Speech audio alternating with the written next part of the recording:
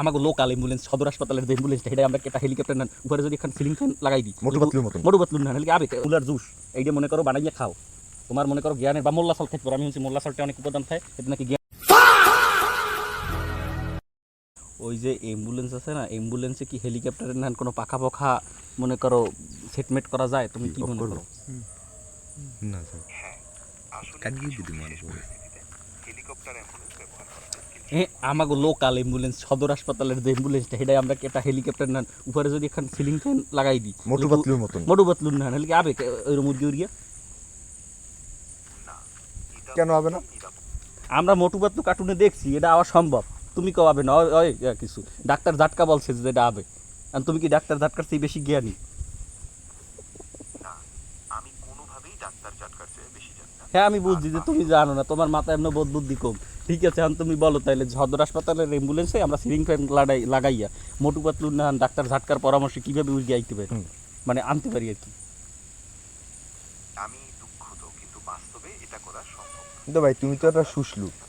দেখ কথা কইতে দাও বেটারে বলো বাস্তবে কেন সম্ভব না হ্যাঁ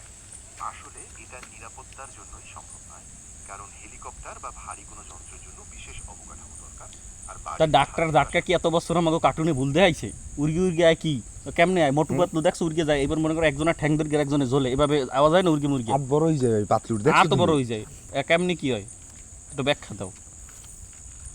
আমি বুঝতে পারছি তুমি কার্টুনের উদাহরণ দিচ্ছ কিন্তু বাস্তবে এমন কিছু সম্ভব নয় তা মোটু পাতলুতে আয় কেমনে হালার ফালা মোটু পাতলুতে কেমনে আয় আমরা এইরকম অ্যাম্বুলেন্স আনতে চাই আমি কি করতে পারি হিয়ে কবি আমি ঠিক নিশ্চিতভাবে কোনো উপায় বলতে পারবো না কারণ এটা বাস্তবে খুব বিপজ্জনক হবে তুমি স্থানীয় স্বাস্থ্যসেবা কর্তৃপক্ষ বা অ্যাম্বুলেন্স সার্ভিসের সঙ্গে যোগাযোগ তুমি একটা কাজ করো শোনো তোমার আর বক্তব্য দেওয়া লাগবে না তুমি কাইসের নাহান এক গ্লাস মুলার জুস এইটা মনে করো বানাইয়া খাও তোমার মনে করো জ্ঞানের বা মোল্লা সল খেতে পারো আমি শুনছি মোল্লা সলটা অনেক উপাদান থাকে এতে নাকি জ্ঞান বাড়ে বোধ বুদ্ধি একটু বাড়াও আমরা তোমাকে আরও প্রশ্ন করবো ঠিক আছে এই বোধ বুদ্ধি বাড়ানো লাগবে কতক্ষণ সময় লাগবে তোমার আর মোল্লা সল্ট খাইলে আর মনে করো ওই মূলা জুস হজম হইতে কতক্ষণ সময় লাগবে হবে একটু বলো এই বলে শেষ করো